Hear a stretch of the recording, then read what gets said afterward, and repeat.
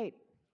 Good afternoon, everyone. My name is Christine Hong. I think that most of you have stayed on from the early morning session. I'm the director of the Center for Racial Justice, and I really heartily welcome you to the second day of the CRJ Summer Institute. This is something that we hold every other year, and the theme for this year is localizing ethnic studies. And we have a really wonderful roundtable today.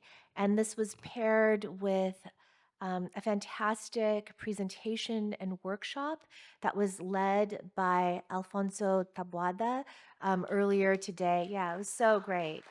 Yeah, thank you. And during that session, we actually began to make headway by thinking about and breaking out into smaller groups that were dedicated to thinking about how we could organize together to strengthen ethnic studies locally, and also what sort of curricular needs are there. And there's a lot of community input at that time too. So Alfonso, thank you so much for getting us started. And I wanted to say that in terms of the Summer Institute, today was really dedicated to trying to work through some of the impasses that we are confronted with. And that has been, as every single person who is to the left of me understands so well, ethnic studies, far from a shoo-in because of the passage of AB 101, has emerged as a struggle throughout the state in different places, but one of the major front lines is actually Watsonville. And so what happened over the course of this past year is an organization formed.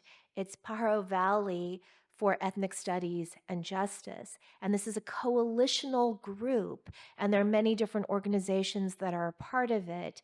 I rather than go into all those details because I don't want to overlap with some of the content that will be presented, I just wanted to say that you're going to get in this roundtable a prismatic sense of the different dimensions of that struggle. I really hope that following that, we can bring to bear some of the earlier brainstorming we were doing together and to actually really apply that to the kinds of difficulties and challenges that we face locally. So what I would like to do is also just say this too. This is a group of people, and many of you who are in the audience are also part of this coalition that has really tirelessly been organizing. And in addition to doing things like having a town hall in Watsonville that drew about 100 people, we've also on a twice-a-month basis been going to the PVUSD meetings and speaking out. And many of you have participated in that. And there's actually a really amazing archive of materials that have emerged from our struggle, and that includes videos of people speaking out, including students who have been speaking out. And in some cases, students so sick and tired of addressing a board that doesn't even seem to be paying attention, that's looking down at their cell phones or having a sour scowl on their face as they're looking off in the distance. Some of the students have, in fact, taken to their microphone, but instead of speaking to it, they've turned around and they've spoken to the community. And so anyhow, I just want to give you a sense of the fact that this is, what you'll see here is a kind of cross-section of people who have been involved in this struggle. And one of the core groups in the struggle has been the Barraza family. And really, I would love for them to speak about their own journey to fighting, being on the front lines, fighting for ethnic studies. But I'd like to introduce first and foremost Lourdes Barraza, and I'll introduce in this sequence Lourdes was brought to the United States when she was a young kid. She grew up in Watsonville. Indeed, she's a daughter of a cannery striker, and she attended PVUSD schools for the entirety of her K through 12 education. She graduated from Watsonville High School in 1990, and when she graduated from college in 1994, she returned to Watsonville and she began working as a teacher for PVUSD. She taught for 10 years, and then she returned to college to complete her PhD in clinical psychology. After she graduated from graduate school, she once again returned to Watsonville in order to serve her community. Both of her children are now high school students. They've been leading voices in the struggle for ethnic studies. And they're students who, among many, many thousands of students in Watsonville, are in a very immediate way impacted by the decisions and the misleadership of the PVUSD school board. And next to her is her daughter, Ixel. Ixel was born in Santa Cruz but raised in Watsonville from the age of 3. She's been a student at PVUSD since she was in kindergarten, and she is an incoming freshman at PV High School. She will be taking ethnic studies, but I would argue that Ixel has been practicing ethnic studies all throughout. She's an artist who dances Mexican folklorico, and she's been attending school board meetings since she was in 8th grade. Every single time she shows up, and she does this because she wants her peers and for herself to have ethnic studies and ethnic studies that serves the community. To Ixel's right is her father, Gabriel Barraza. Gabe was born and raised in Southern California, and he graduated from UCLA with a degree in psychology. He started off his career working in the mental health field and moved to Santa Cruz County in 1996. He has been working in social services for the past 3 decades. He moved to Watsonville with his wife Lourdes and his 2 children, Maximiliano and Ixel, in 2013.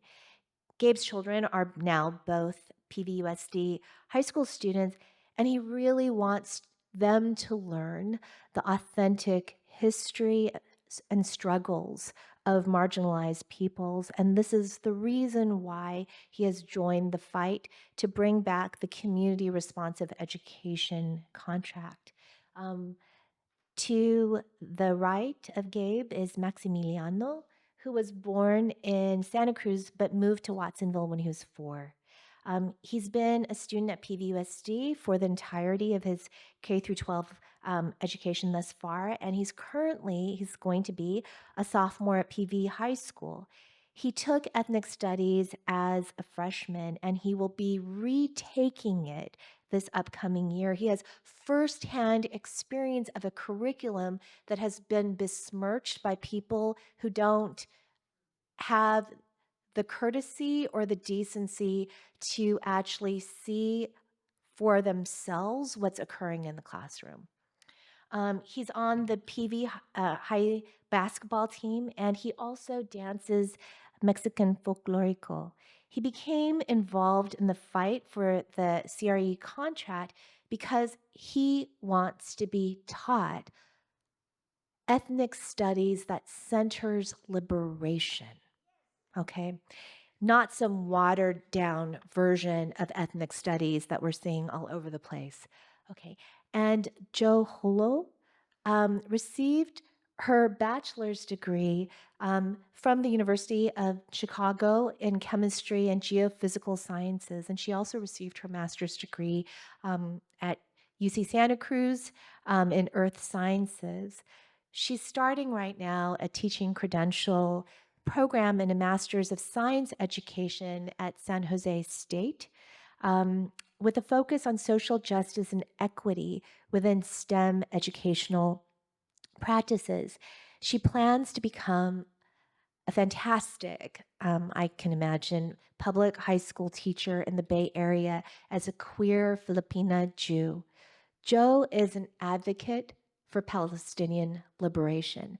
She's an active member of both Santa Cruz Jews for a Free Palestine and Palestine Solidarity Central Coast. She is committed to intersectionality, abolition, and the liberation of all people from oppression.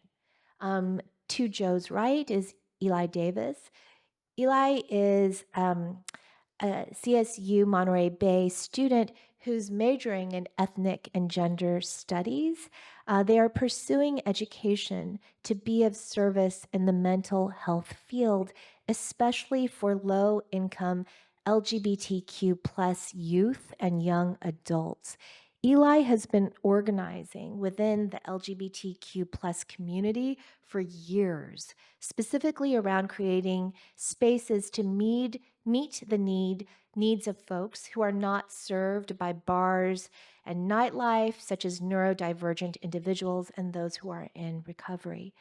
They have also been focused on building outdoor gatherings during the past 4 years of the pandemic, hosting an outdoor monthly queer sea shanty sing-along and afternoons at the archery range. Eli lives in Aptos and found out about the PVUSD ethnic studies decision in late October of last year after an assignment by one of their university professors asked students to attend or watch a city council or school board meeting. And this is really a testament. They have been attending school board meetings, every single last one of them, ever since. I also wanted to introduce to the right of Eli, Keiko Utsumi, who is actually an intern for the Center for Racial Justice and someone who I know to be an incredibly wise and seasoned organizer. They are a rising senior at UC Santa Cruz, and they are on their way to earning a degree in critical race and ethnic studies. They're born and raised in Los Angeles, and they hold their hometown community tight in their heart. And they study CRES with the goal of forwarding people-centered political education to guide and strengthen the building of community power in Los Angeles. Keiko follows the strong leadership of organizers in Anlacabayan, Santa Cruz, and this is a youth and student organization that is building the national democratic movement for a free Palestine. Philippines, excuse me. I have Palestine on the brain, yeah. They're also involved in the J-Town Action and in J-Town Action and Solidarity, and this is a grassroots mutual aid anti-gentrification political collective in LA's Little Tokyo. They are a poet and an artist. They have amazing lino cuts, and they were raised with a critical perspective. They're very blessed to have been born within a family that actually centered the importance of critical thinking. And so they're raised with a critical perspective, empathy, and a really deeply instilled passion for learning and connecting with people, including from their family, most notably their really beloved mom, Pat, and their sister, Leanne. And I also want to introduce someone who will be joining us virtually, asynchronously, okay, and this is Bobby Pelz. And Bobby Pelz is an ethnic studies teacher who's undertaken a tremendous amount of risk this past year. He's at Watsonville High School. He's the founder of 25 Books. This is a program that provides free books to kids. He earned his BA in English from UW, an MA in education from the University of San Francisco, and an MA in education leadership from San Jose University. He began his career teaching at Cupertino High School before taking a break from teaching to focus on investing and philanthropy. He has since returned to teaching, and he now enjoys both gifting books to kids in his district through the program 25 Books and educating them when they get to Watsonville High School. And he's someone whose students have routinely turned out at virtually all school board meetings. And it's really a kind of vision that I treasure, that when they go up there and they come back, Bobby is there to high five them. And so, I'm going to hand things over, and I'll just ask for you to, you maybe present in something of this order, but whatever feels right to Barrazas, whatever you would like to do, and then we'll go in this order, if that sounds good. So please join me in welcoming all the guests on this roundtable.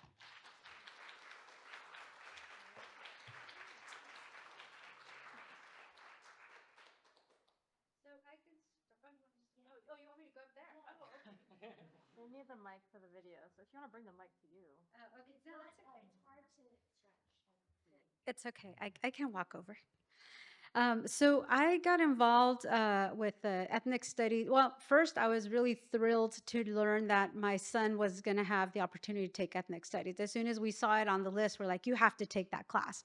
And for me, it's been important for him to, and for my daughter too, to learn about this, because when I was in high school, I definitely didn't learn any of this stuff. And in fact, when I went away to college, I really thought that racism was something from like the 50s, because that's how it was taught to us. And so when I went to college, I went to Occidental College, which at that time was starting to integrate people of color. It originally was like a men's college, and then like in the 70s or 80s, they started to allow women. And then when I was there, they were starting to integrate people of color. So it was not a good time to go there. It was really difficult, and I was really unprepared because I didn't have any history. So it was really difficult to be there and not have any knowledge of racism and things like that, because like I said, it was taught to me as something that was from the 50s. So that's kind of where my interest has developed from that time, just being kind of smacked in the face with a lot of racism that I wasn't prepared to deal with. But the reason that I'm really happy to be part of the group that we're this coalition that came out of that is because I'm learning a lot, just even myself, of just what ethnic studies is, what it brings. And so one of the things that we've been doing as a group is we started the Freedom Schools. And, as Christine had mentioned, my mom was one of the strikers from that time. And I don't know how many of you know about that, but about a fourth of Watsonville was on strike, because there was the majority of the canneries there, employed about a fourth of the people in Watsonville. So because I was younger, I didn't really understand what was going on. We went, I marched with my mom, but to me it was fun. It was like a lot of people, and then, we were chanting, and then at the end of the march, we went to the park, and there was music, and to me it was fun. Like, I didn't really understand what happened, and my parents didn't sit down and tell me what happened either. And I know we struggled a lot. I know we were poor because, I couldn't get things that I wanted, where, everybody else got things that they wanted. So I knew we didn't have money, but I didn't realize, that part of it was from this. And so from the Freedom Schools, we started to learn a little bit more about like what was actually happening. So I got to see the film. And then and it was interesting to me, just as a psychologist, because I was when we started talking about presenting this in a Freedom School, I was asking my brothers and sisters who are older than me, they're about 10 years older than me, and my dad, and nobody could remember anything, which I thought was really surprising. I'm like, how do you not remember, this big thing? And, again, as a psychologist, I'm thinking because it was traumatic. We don't talk about things that are traumatic. And so, but little by little, like my dad started saying like, oh, wait, yeah, I do remember this, and I do remember that. So slowly his memory started to come back about that time in our lives. And we didn't get hit as bad as a lot of other people, because my dad didn't work in the canneries. He painted houses. And so we still had some income coming in from there. So it wasn't like other families where it was either a single mom who was on strike or both the parents were on strike. But nonetheless, now that I look back on it, and now with the information that I have, I can see where, where we were impacted by that. And then also, because at that time, going to the cannery was a step up from working in the fields, because that's where both of my parents started. They both started in the strawberry fields. Then my dad, started working painting houses, and my mom started at the cannery. And actually, at one point, my older brother also worked in the canneries. He dropped out of high school and went to work at the canneries. But so anyway, is there anything else you want me to say, or should I pass it on? Okay, so I'll pass it on.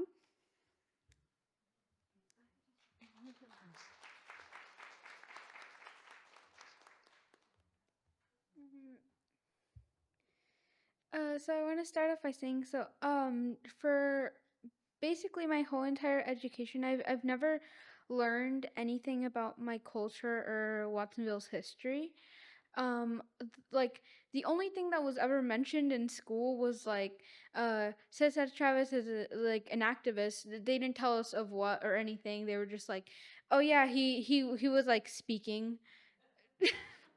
And then for they also said Cinco de Mayo is something, and they didn't explain what it was or anything. They were just like, "Oh yay, let's celebrate!"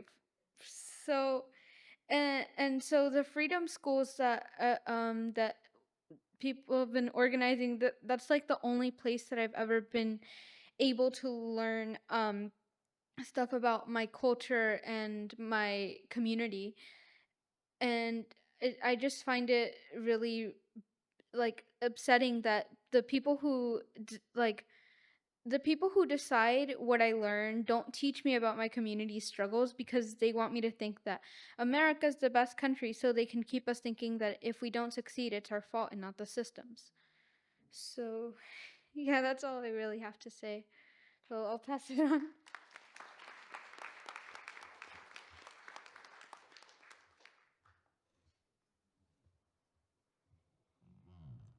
So as Christine said in the introduction, I grew up in east of Los Angeles in the San Gabriel Valley. Uh, Grew up around a pretty diverse group of people. I had neighbors and friends who were Filipino, had neighbors and friends who were Black. So you got to see different cultures. We'd go play at each other's houses, you know, experience the different foods and different activities. But we're also exposed to the uglier side, which is the racial divide. Why couldn't we come to an understanding about each other? You carry around the stereotypes, and you kind of figure out, like, where do they come from? Well, they come from your family as your primary teacher. They come from the community. And so as I went to school, as I got older and went to college, you kind of learn some things. Um, One of the things that I remember most vividly, one of the few things that stuck with me in college, was from a political science professor who told me, all information is biased. Everything that you get has bias. And it's up to you to think about it critically and whether that bias is helpful or harmful. And so throughout my life, my family is Democratic, typical liberals, not really involved in politics, but thinking that we're on the right side of things. And so, but contrary to popular belief, you don't always get more conservative as you get older. I've noticed that I've drifted substantially to the left as I've kind of looked at things, and realized that it's like, it's not just about race, it's not just about gender, it's about systems of power. And what do systems of power do to perpetuate themselves? One of the good, one of the primary tools of people in power is to separate us along, lines of gender, sexuality, race, and ethnicity. And so, because I was just having this discussion with the family the other day. It's like, I am more connected to and probably have more in common with a Black person or Filipino person of my own socioeconomic status than I do with a wealthy person who is, fully Mexican or Mexican American. We see the world differently. Um, so, I did want to shout out a gentleman who's not here, but who got us involved in this situation. He's a very quiet Japanese man by the name of Takashi Mizuno.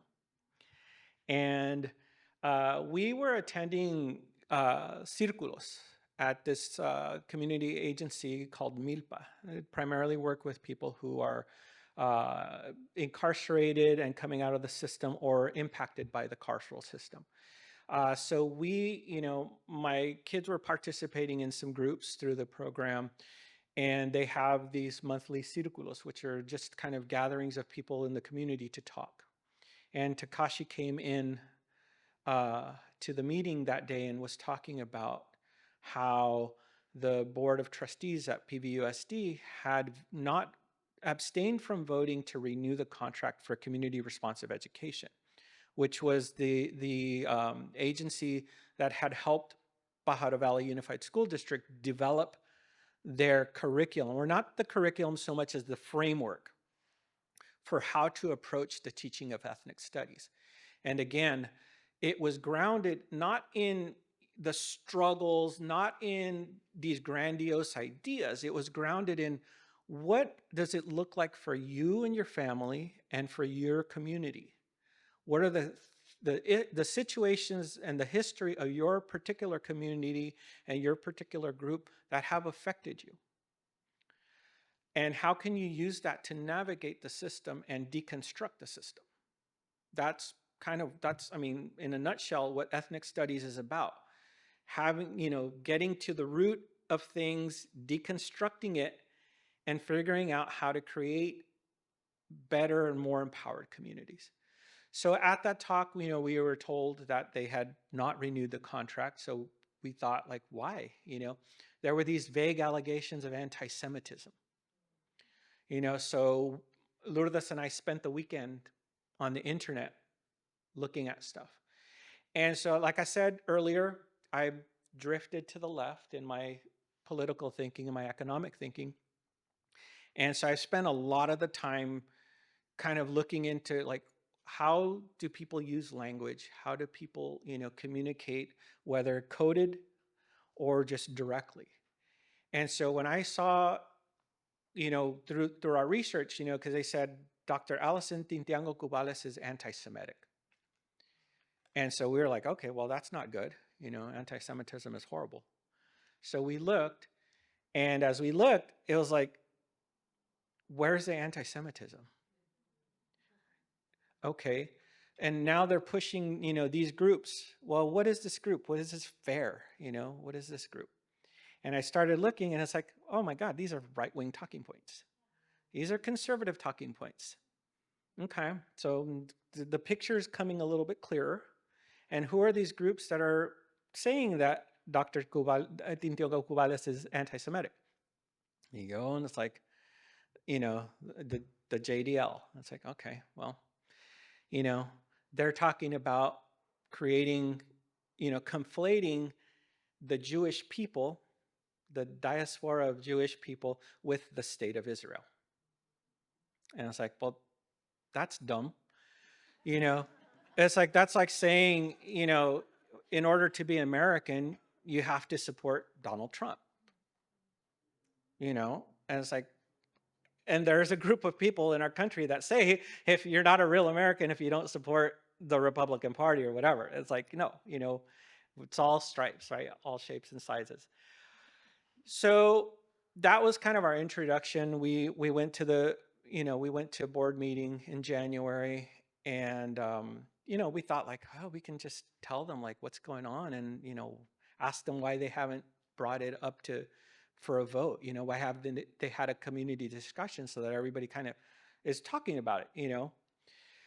And 1 month became 9 months, and we're still in the struggle. We were just there the past week and found out that that the board, two members of the board really, two hostile members of the board, and unfortunately 4 members of the board that are not courageous enough to stand up to those people, that have made the decision to not even consider bringing community responsive education back.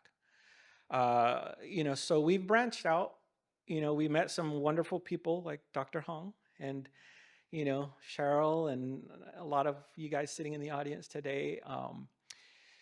And we decided that, we're going to keep fighting because it's bigger than just bringing CRE back.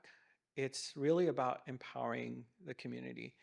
And Watsonville is a community, whether it was the race riots that tried to destroy the Filipino community in Watsonville in the 1930s and 40s, whether it's, the bracero programs that brought Mexican laborers in to support the war effort, but then kicked them to the curb once that need was gone.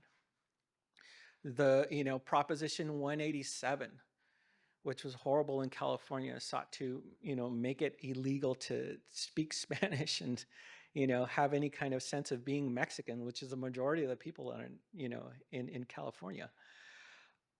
All of those things are part of ethnic studies. All of those things are the powers that be trying to dictate to the majority of the people how to live their lives. And so what I wanted to teach to my kids was, a sense of who they are.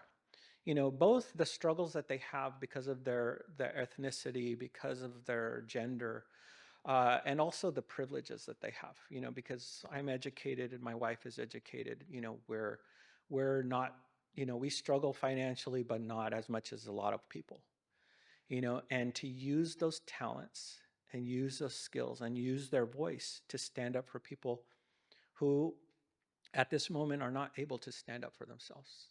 What we want to do with this, what we're doing here, is to really bring empowerment to the people of Watsonville, to the community, to those strikers who went out on strike because they had to, because they weren't able to live on what they were being paid. We want the community of Watsonville, which is a very strong community. I mean, if you look at people individually, the family unity, the community unity, whenever there's community events Raza just shows up and we have a good time. And, I swear, I've been here since 1996, but, Lourdes was here all her life. And it's like, we can't go anywhere without her running into somebody that she knows. I haven't gotten to that level yet, but it's like everybody in Watsonville, it's like we almost know each other, right? We run into each other. We say hi. We're a strong community, but we just need to be shown how to put that strength into transforming the community into something that's livable for everyone. So that's why we're in the fight, and that's why we're going to continue to be in the fight.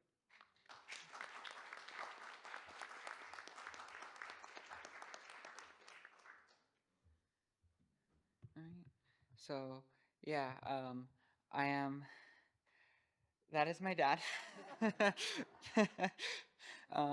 But yeah. So, I am in the picture right there next to Takashi. If you remember what my dad said about him, he's the guy that introduced us. But yeah, I'm one of the lucky ones that got to take ethnic studies at PV, and I really enjoyed it. It really changed the way that I approach the world, because the way that it works, right? It's about systems of oppression and power structures, right? So the claims of anti-Semitism, right? Because that's something I found confusing, because ethnic studies is about, systems of oppressions and power. It doesn't talk about like any group is the culprit or anything. There's no blame assigned. It's just like people do what they do because they have power. And then people react to that. If they don't have the resources that they need, say they're poor, they're disenfranchised, they're going to do what they need to do to survive, right? Like right now, when we covered the Israel-Palestine war. We covered it briefly, but when we covered it, we were talking about how, you know, Hamas was doing these terrible acts of violence because Israel was encroaching on Palestinian land. I'm pretty sure if I remember correctly, Israeli settlers came in and Palestinians were somewhat okay with them because they hadn't, taken up all their land. But the more that they took the land, the more a problem it became, right? And so there was nothing anti-Semitic about that. It was just talking about how a government was oppressing, people. It was not. It's Jewish people that are doing it. It's the Israeli government, right? And so I find those claims of anti-Semitism to be unsubstantiated. And again, like my dad is talking about, it's conflating the Israeli government to just be Jewish when it's not that. And like my dad said again, that's dumb. But yeah. And so learning about these power structures, it taught me that most of the times, like 9 times out of 10, people in power don't care about us, the people that don't have power. I mean, we've been, like my dad said, we've been going to the board meetings for 9 months now, and we've just been getting flat out ignored. I mean, the last board meeting we went to, we went up to the board and we talked to them. They had a chance to, right there and then, to get rid of funding. I don't remember exactly what service it was, but to get rid of funding because it could be better spent on, programs for the community. And they just ignored us right there and then. After the public comments, they ignored us. And you could hear the disappointment in the community. And when something like that happens, when the board disrespects our voices, it doesn't feel good. I can tell you that much. It feels like you're devalued, like you're not respected.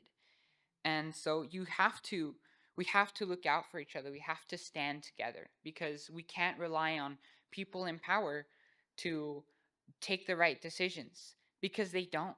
Most of the time they don't. We know ourselves and we have to stand together. Right? We're more powerful in big numbers, and so we have to advocate for ourselves. I was part of the Student Trustee Academy, and one thing that they taught me is how a board is supposed to work and how we hold the board accountable. We were taught about the Brown Act, and what I learned as I was in that class is that our board, the PVUSD board, has been abusing their power, and it is not good.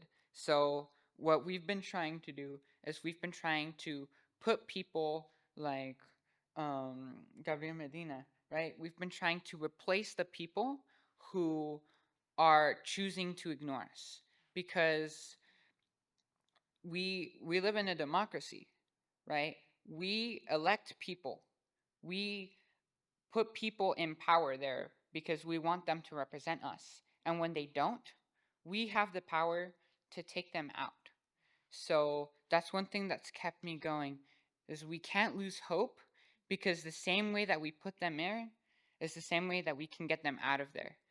So hopefully we see some results when it comes to the elections in November, but I have a good feeling about the future. We just have to keep pushing stuff like this, coming together as a community. This is what keeps us going, and we just have to continue. Never lose hope and always keep going. And oh, sorry, I didn't mean to do that, but that's all I have to say. Thank you.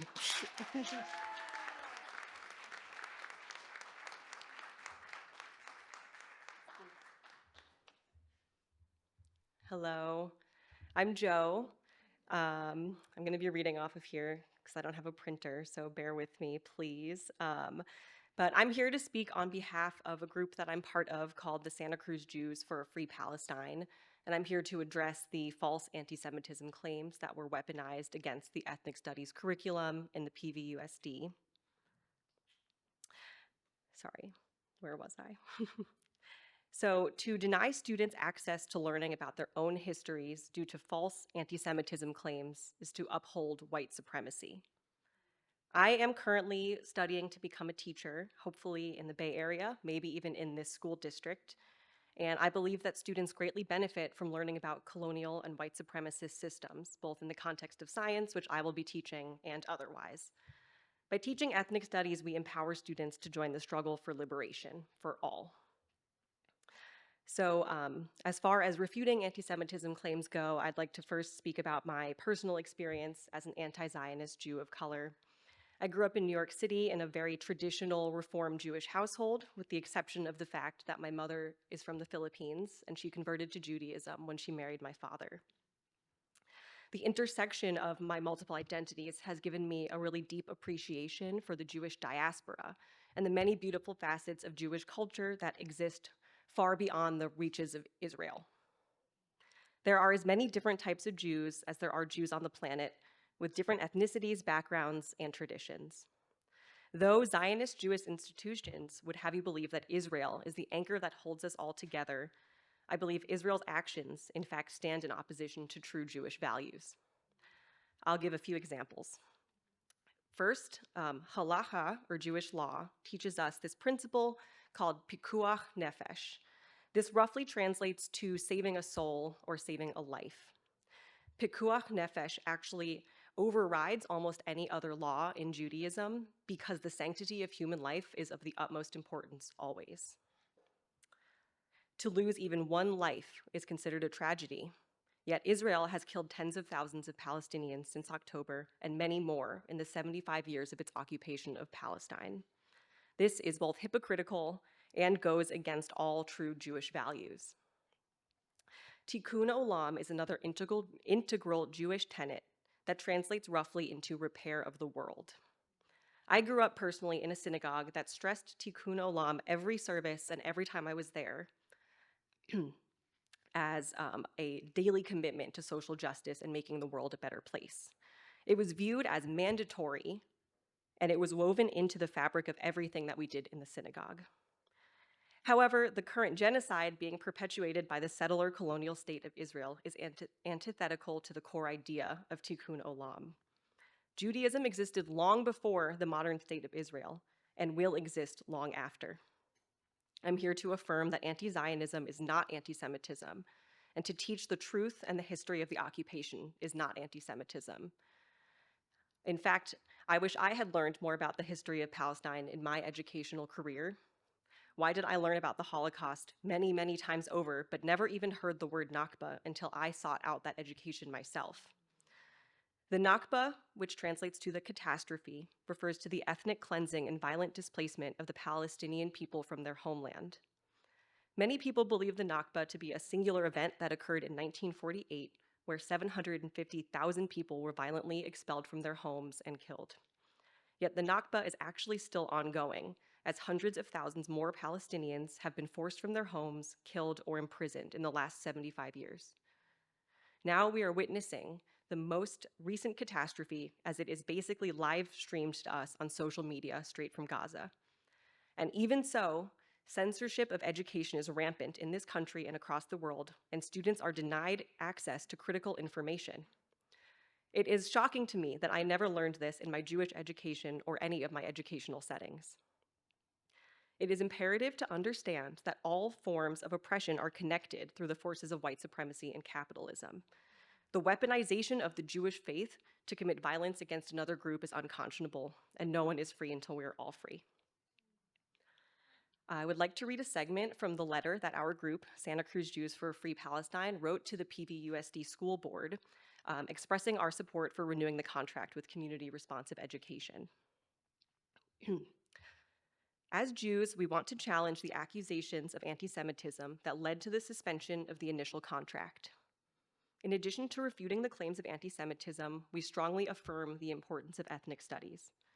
We assert that Jewishness is just one of many ethnicities that deserve critical attention and examination in classrooms, and that Jewish histories of oppression should be taught in discussion with the oppression of other peoples. It's also worth explicitly stating that Jewishness itself is not homogeneous. Jews come from different national, racial, cultural, linguistic, and political backgrounds. In putting histories of diverse experiences in conversation, we deepen our knowledge and arrive at a more compassionate understanding of one another.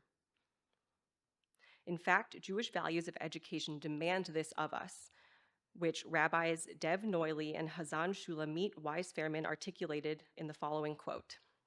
Quote, Torah teaches us to draw on our past experiences of oppression and violence to open our hearts to everyone who experiences injustice. We believe our future as a community depends on our ability to do this, and supporting the overall ethnic studies model curriculum draft is a powerful way to practice this spiritual and moral imperative. We echo their call with our own here. We are asking for the histories of Jewish oppression to be taught in tandem with other histories of persecution, including that of the Palestinian people. On this point, we object to false allegations that teaching the accurate history about the Israeli occupation of Palestine is anti-Semitic. Perpetuating this myth makes genuine anti-Semitism much more difficult to identify and confront, and more urgently, fuels deadly anti-Palestinian racism and Islamophobia here and everywhere. While it is, of course, anti-Semitic to equate the actions of Israel to Judaism as a whole, failing to teach students the reality of what is taking place furthers ignorance and will only contribute to anti-Semitism, Palestinian erasure, and Islamophobia. Modern Jewish history will forever be marked by what Israel has committed towards Palestine, especially if we do not teach the events honestly and critically in classrooms. The history of what has taken place in Palestine for the better part of the last century, in line with all histories of oppression, must be taught and attended to in a K-12 curriculum. Signed, the Santa Cruz Jews for a Free Palestine. We had approximately 70 local Jews sign on to this letter. Zionist Jewish institutions will call folks like me a fake Jew or a self-hating Jew, but I stand before you today as a proud New York City Jew who stands against colonialism, white supremacy, oppression, and genocide. Ethnic studies is essential for helping students understand their histories, understand that all struggles are connected, including our struggles, and build power against oppressive systems. Thank you.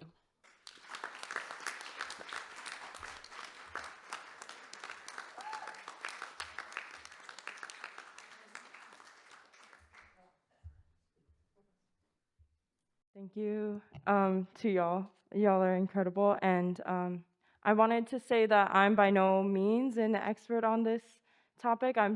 Christine asked me to kind of turn this ethnic studies struggle into a lesson plan. And so I'm going to show y'all what I had prepared.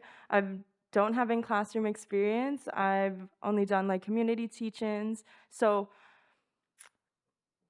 I don't have to ask questions with the same type of limitations that in-classroom teachers do have, so keep that in mind. But just to give a little bit of context, we're going to be talking about Bobby Pelz, who Christine mentioned earlier.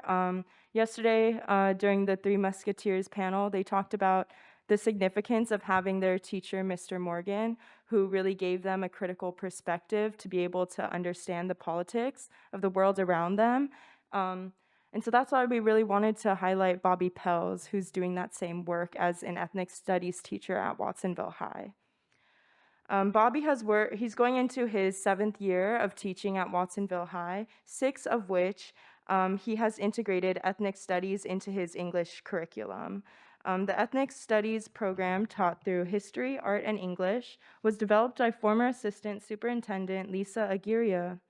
And after a long project without success, she recruited a team of 4 teachers, including Bobby Pelz, Bridget Phantom, Brogan Dahl, and Kristen Erickson, who helped develop the original curriculum. Bobby said, I had a graffiti banner that said, "Be a revolutionary," and Angela Davis posters on my wall, so the teachers recommended me, of course, the whitest guy, to teach ethnic studies. But it was true, because I've always wanted to be a teacher for social justice.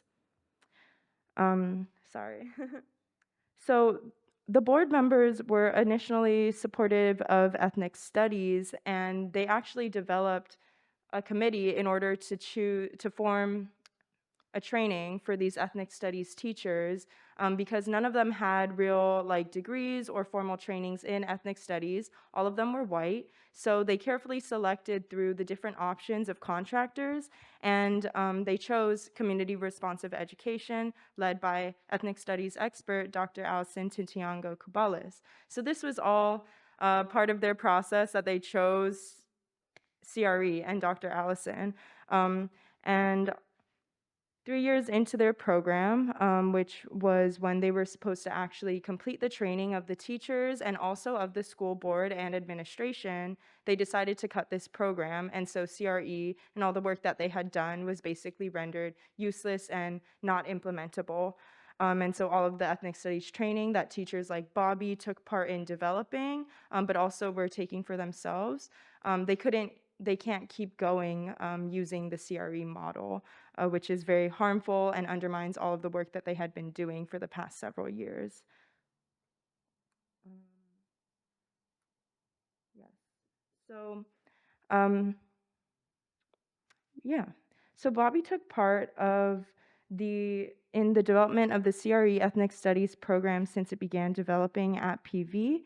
And since September, when it was revoked due to the testimonies of Gil Stein and Roz, despite his voice not being considered or valued as an ethnic studies teacher, he's been at every single board meeting, mobilizing and uplifting community members and students to demand that they bring back the CRE program. And especially he's taught about the public comments in his classroom, facilitating these discussions with students to help bring them in and build up their confidence in order to actually give public comment at these meetings.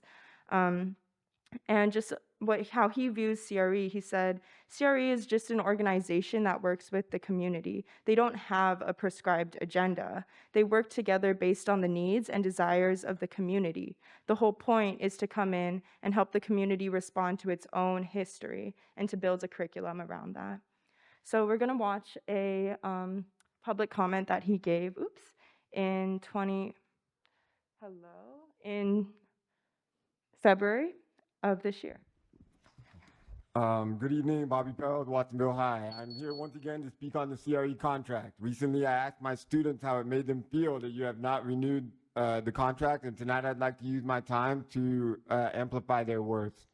Amelia said, the board always preaches that PVUSD cares and that student voices are always heard. However, there are multiple instances, and this situation especially, that make ethnic studies students feel unheard. Elizabeth said, I feel that before deciding not to bring back the CRE contract, the school board should come to our classes and see what is really taught and not just assume. Mariana said, some families may think that taking this class is harmful to students, but they're wrong. Instead, this class will motivate and encourage you to do better. Angela said, it is without a doubt one of the most interesting and informative classes I've ever taken. Jasmine said, as a student, the only time I have ever felt proud of my background and my culture was once I began learning ethnic studies. Damien said, this class has changed my perspective in every way and allowed me to find a reason to find an education more than just high school. Julie said, this class has definitely impacted me to become a leader in my community because it's actions like this that force us, the students, to use our voices for better representation.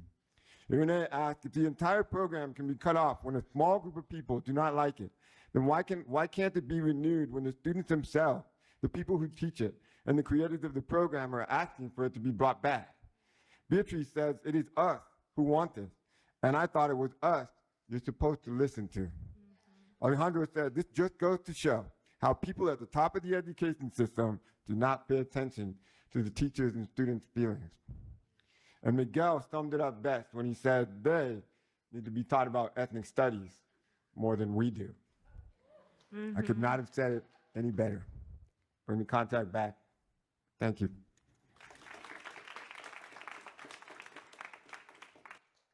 And then there's Takashi.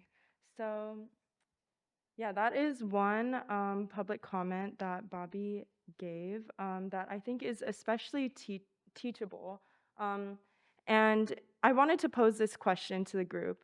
Based on the student testimonies that Bobby shared in his speech and also that you've heard from Ixel and Max, I'm wondering, how would you define ethnic studies?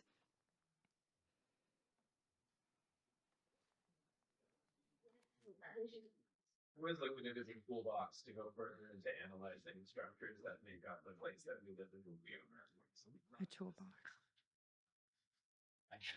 or ethnic background. Okay, awesome. Tools for understanding the world around us. Anyone else? Cheryl? Tool that's transformation.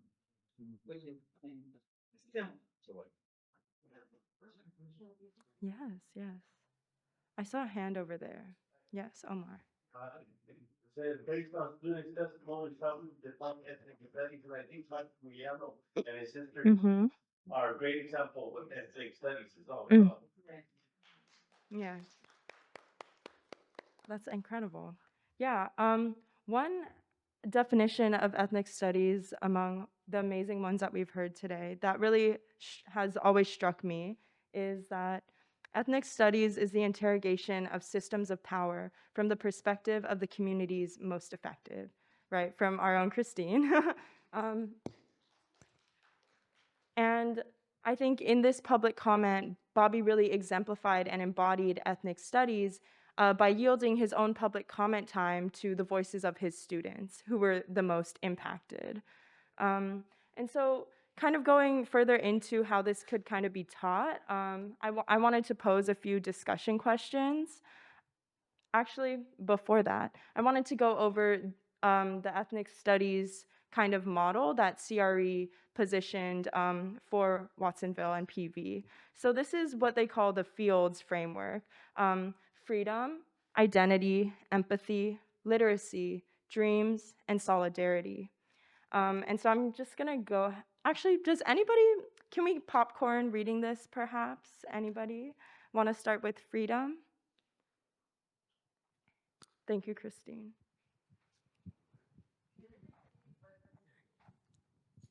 All of these create an acronym called FIELDS, which is the framework. These are the key tenets of ethnic studies through which teachers were trained to teach, specifically regarding to ethnic studies in Watsonville and PV. Can I add to that Dr.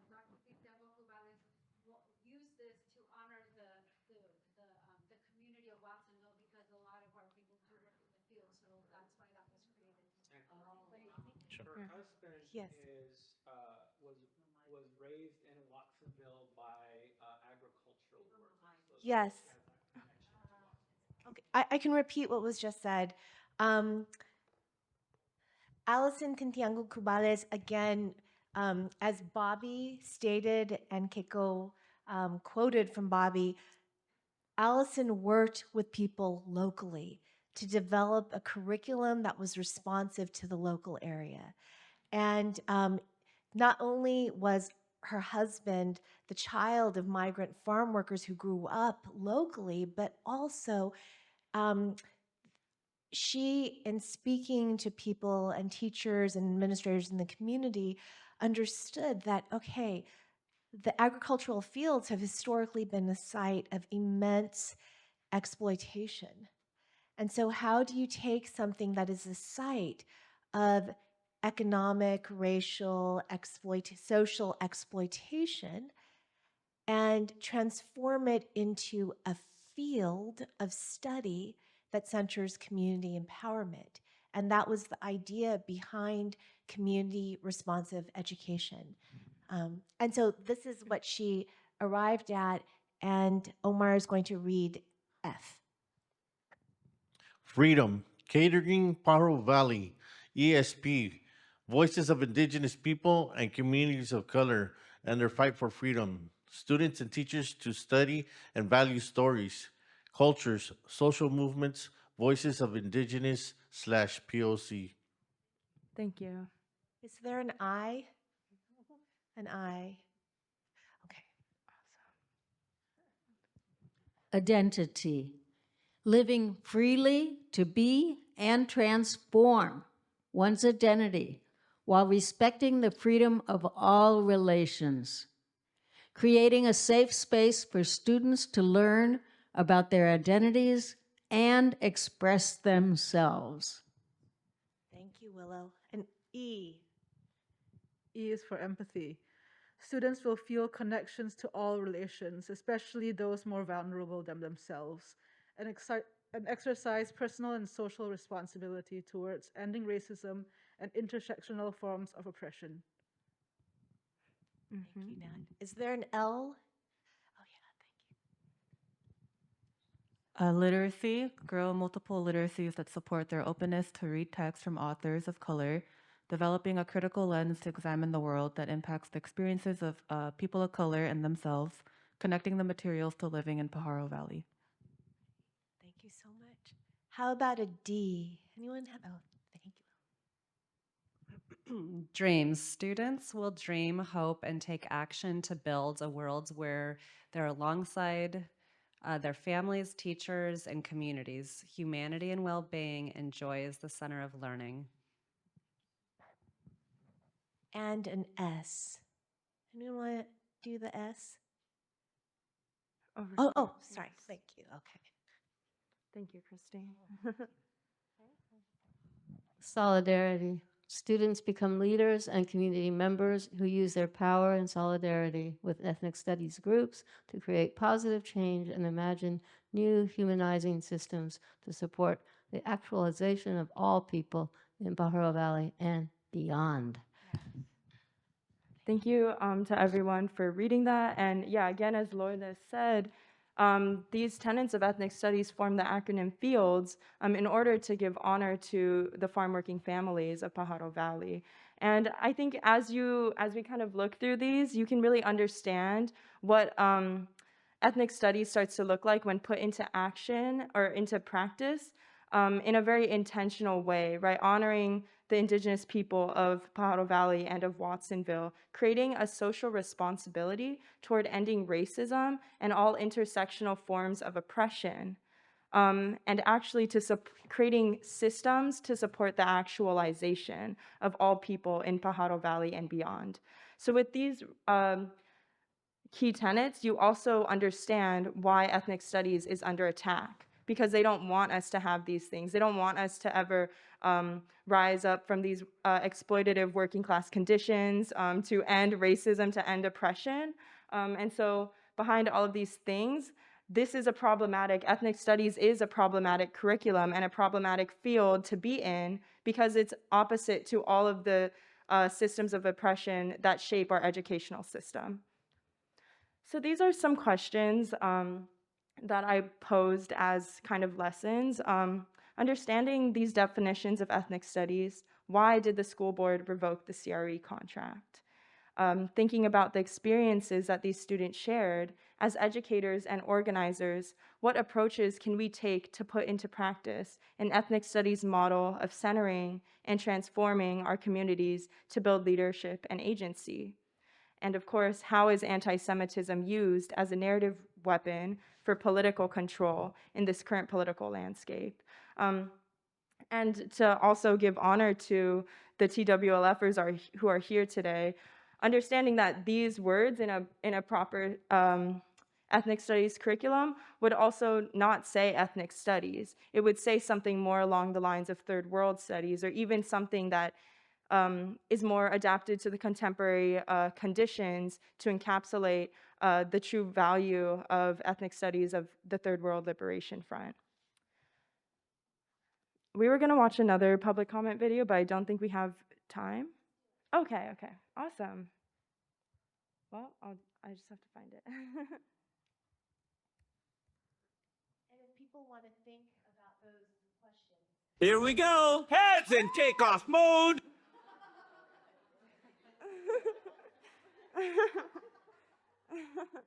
Sorry. Okay, let's see. Here we go.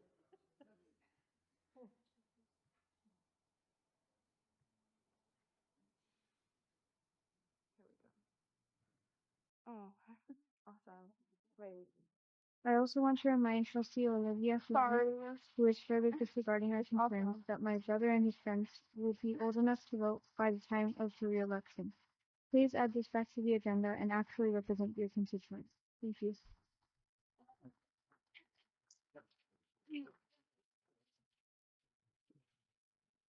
Good evening. Bob Pelz, Watsonville High. I'm here once again to speak on the CRE contract. Vice President Soto The night that this board decided not to renew the CRE contract, you made a motion to approve it. You said, and I quote, "We have a viable program that's already been in place, and I don't feel that we need to disrupt it because of an opinion." And yet, here we are. We are here mostly because of the opinions of President Acosta and Prosecutor Serpa. Opinions they formed without speaking to Allison themselves.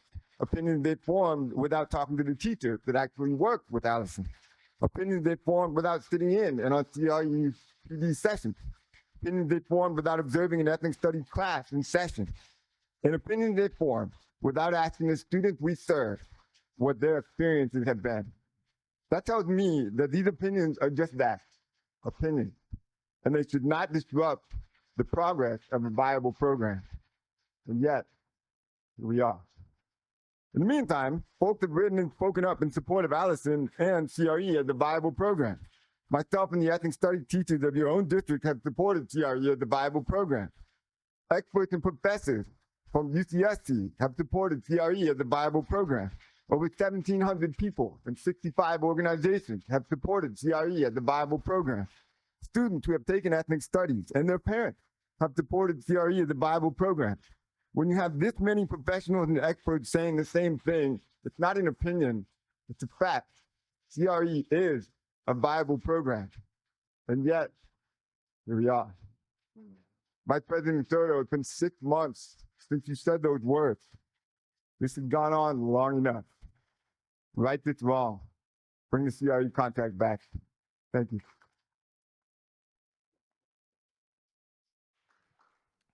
Right. So Bobby lays out all of these reasons why it was a viable program, including the fact that board members who had previously supported it when the decision was coming around to renew the contract or not, who had changed their minds. And now that, at this time in February, it had been 6 months, but now it's going on 9 months and the struggle is still continuing.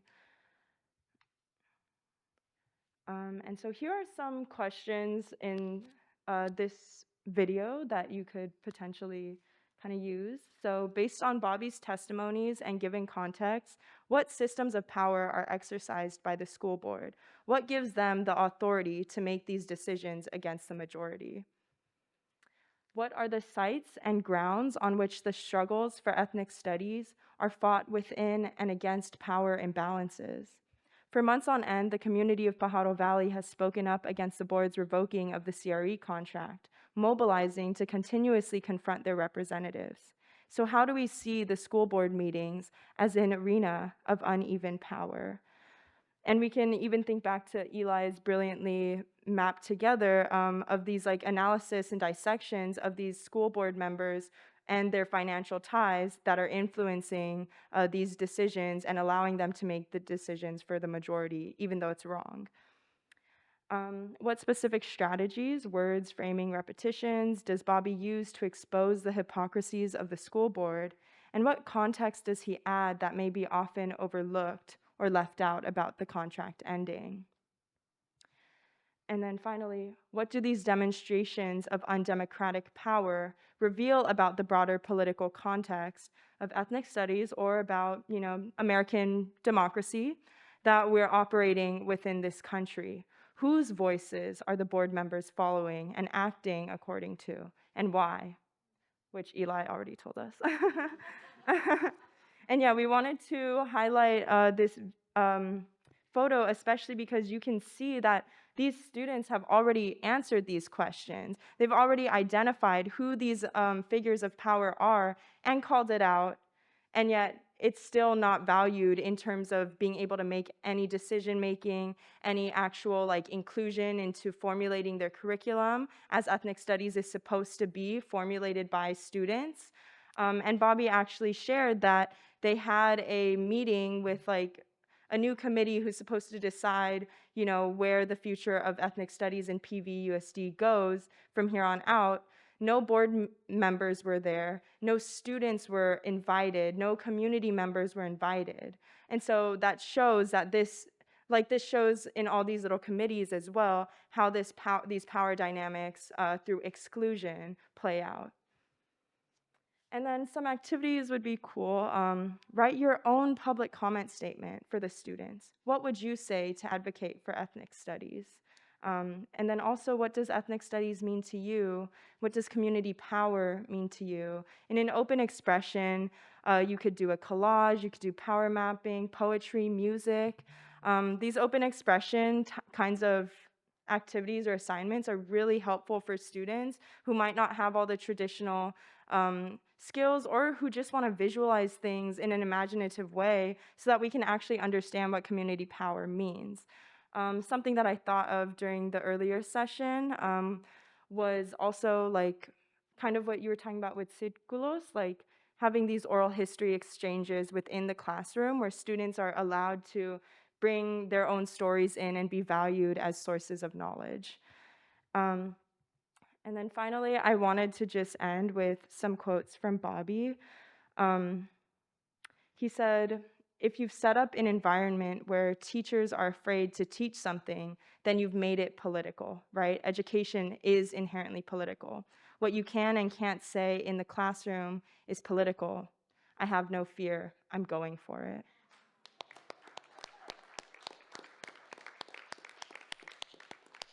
And then, yeah, I just wanted to open up to ask, like, if anybody who's involved with PVUSD and the struggle for ethnic studies, if there's anything that you guys would want to add to this lesson plan, any questions you guys would want to ask, or anything, I don't know, anything you would want to add since we're nearing the end of this session. I guess the only thing I would add is that if there are any ideas on how to motivate the average person to come out, because history shows us that the people that are in power are very few. They have a lot of resources, and they use those resources to engender apathy or comfort. People who are comfortable or people who don't think that their voice matters are the ones they stay home. And so, I've always said people power always beats the power of money, but people power is a lot harder to marshal. It's a lot harder to get together and to keep in solidarity. So anything that anyone can add, would be good for us we're still organizing. Would you mind introducing yourself? Hi, my name is Shirley Flores Munoz. I'm a teacher with Gabriel College, but it's been on my website for what, a year and a half now, and I'm just barely crawling out. Okay, but I came to your 2 meetings, and it's a hot item. I'm going to be there for you, ready to write the letter. But you need some backup, baby. Gabriel College is a very strong ethnic studies program. We've got a director. She's great. Full-time tenured position in ethnic studies, which includes the directorship as well as other courses she's teaching. And we're developing the program. You need to bring them in. Okay, Enrique Buelna, Victoria Banales, the director of ethnic studies, I never remember her name, but all those people who are affiliated with ethnic studies at Gabriel College, they need to be sitting with you. And we need to be at those board meetings. Those people, okay, I was asleep. Roy Riccio said, go to this board meeting, go to the board meeting. Okay, so what's problematic for me is clarity. I was unclear. What's going down over there, right? Did they fire somebody? Which was it? Pajaro School, Watsonville High School? Lots of confusion. So clarify the mission statement. And now I'm getting this and I'm here and I just feel so saturated and so much love. So thank you so much. And this familia, love them, because I've seen them in action.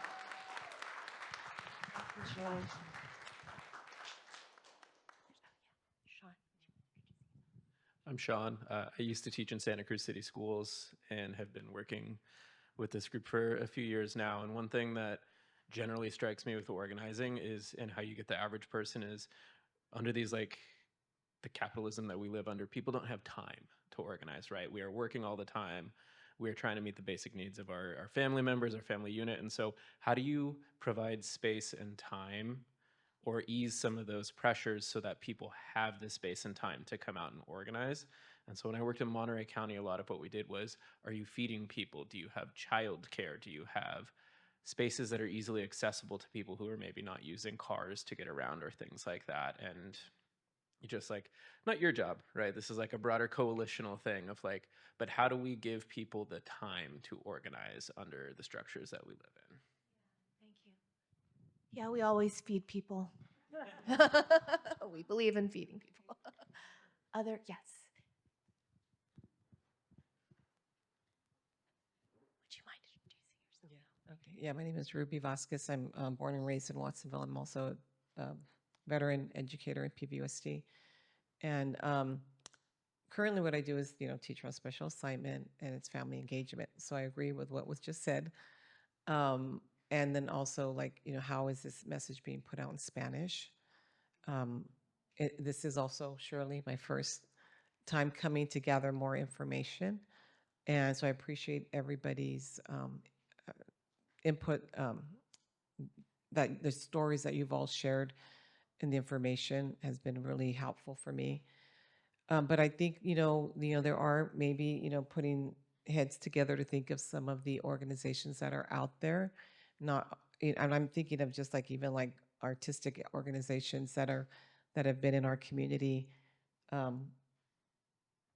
that may not typically take like a political stand on things, but knowing folks, I think this would be very important. I don't know, I'm just trying to think of how to utilize some of the other groups that are out there that folks maybe already have that confianza with, and that seeing their name, might entice them to come and listen. And yeah, just putting a lot of this that was put out today in Spanish, or in hiring interpreters, I think are, a way of getting folks, the average person. But it's hard in anything that we do in education, trying to get the average parent, especially Spanish speaking or indigenous speaking, to come to the sessions. It's difficult, but those who do come, you typically have a supporter. So yeah.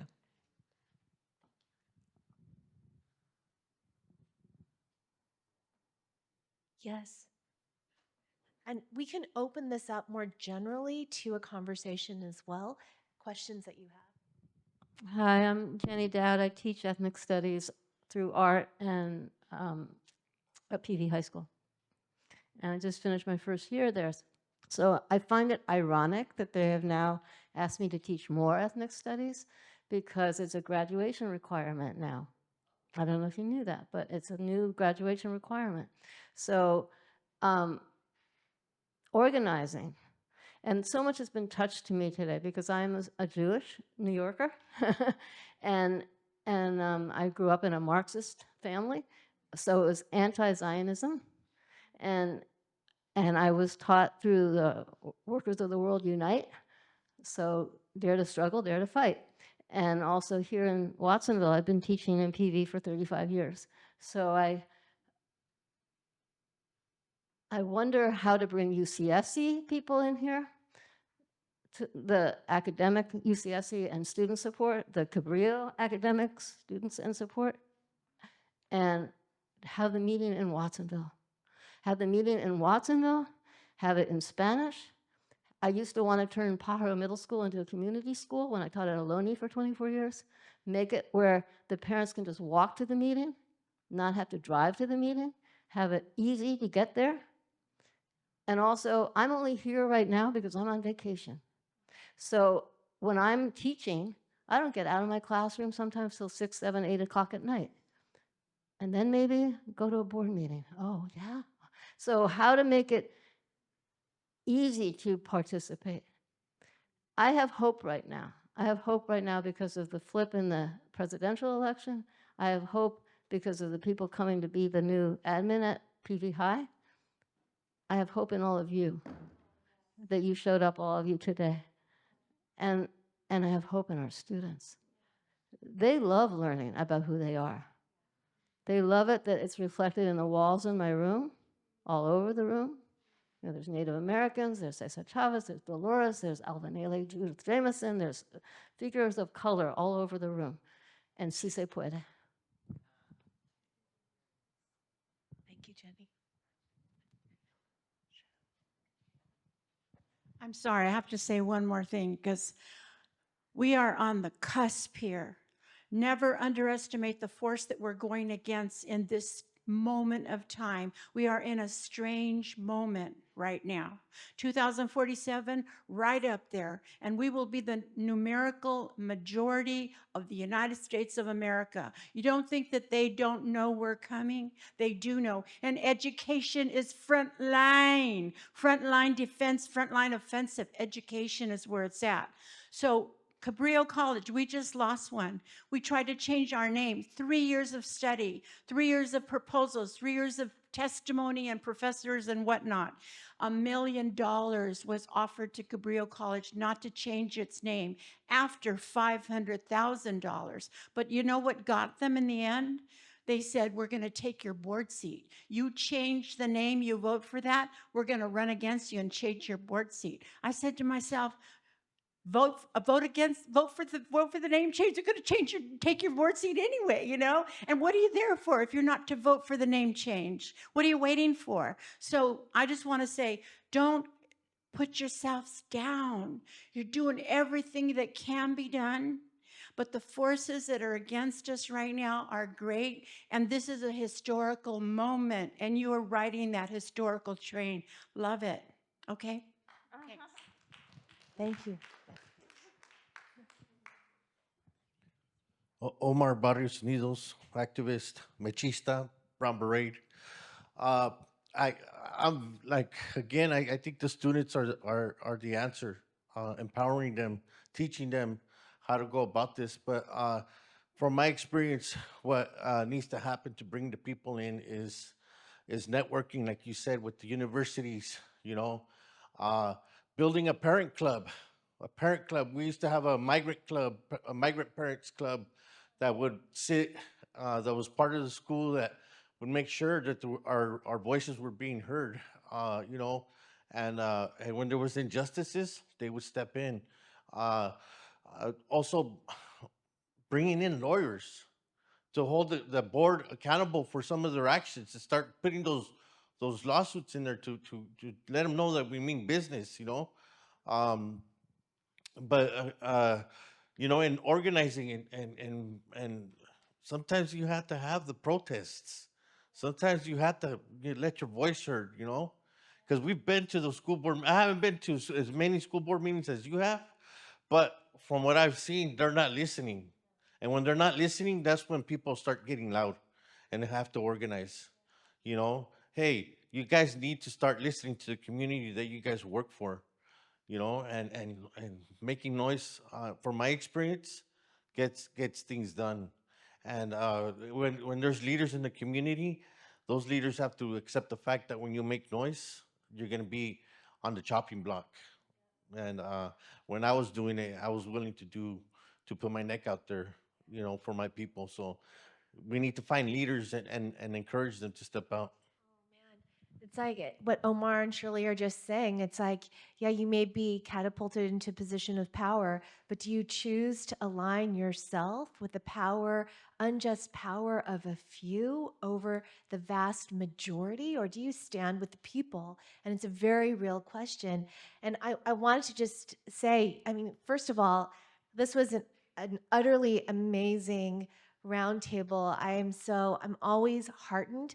I mean, this is the thing. It's like, you know, it's so demoralizing and so incredibly, it's so disrespectful of the board to ignore people who are repeatedly speaking out and not to take any kind of movement forward. At the same time, having had the extraordinary privilege of organizing alongside this group of people, and look at this incredible, like, to teach the struggle. We in ethnic studies, we teach the struggle. We learn from those who came before. We learn from what's happening now, and we don't define the limits of that knowledge as being the walls of the classroom. We are praxis and orientation, so we organize for change. And I wanted to say a few things from the session that Alfonso was leading earlier today. And among some of the things that we were saying was, and one thing that we're going to be doing tomorrow is a number of local organizations. We are coming together, and you saw that Keiko just created a just stunning curriculum. And we are all going to contribute from our organizing spaces. And from that, we are going to co-construct an ethnic studies social movements class that I think we should teach everywhere. Let's democratize the teaching process, and we'll all be teaching it in different spaces, organizational, formal sites of education, what have you. Let's create the materials. The other thing too is we talked about this. So I love the idea of a parents club. And like, how could we foster that? How should some of the resources of the district be directed toward that? And maybe there should be an after-school students club around ethnic studies too. Like, grassroots organizing practices, learning from other struggles. And then we also wanted to follow up by doing education around a series of exceedingly hostile legislative bills against ethnic studies. So please do stay tuned. You're being here. We will be in touch with you. Okay, and then that might be over Zoom. That might be in person. We also were thinking, like, we have to organize in terms of unions. And if it's not the teachers union, thinking about classified workers.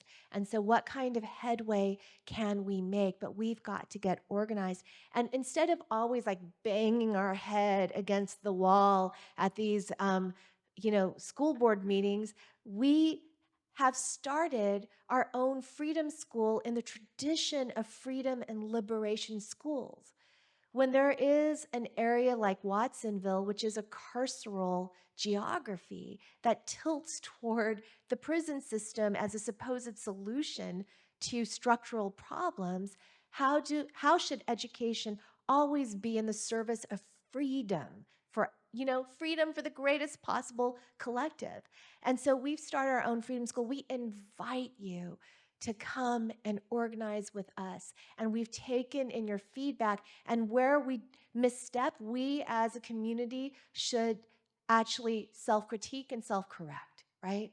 And we talked about a number of other things too, but I think that let's continue the conversation. Let's rejoin everything tomorrow. And I just wanted to say, I'll just say it here, just thank you everyone so much for all that you've been doing. And there are people who are in the audience too who've been ceaselessly organizing. And, a movement moves people in multiple ways. And I am so deeply moved by all of you. Just thank you so much. See you tomorrow, everyone.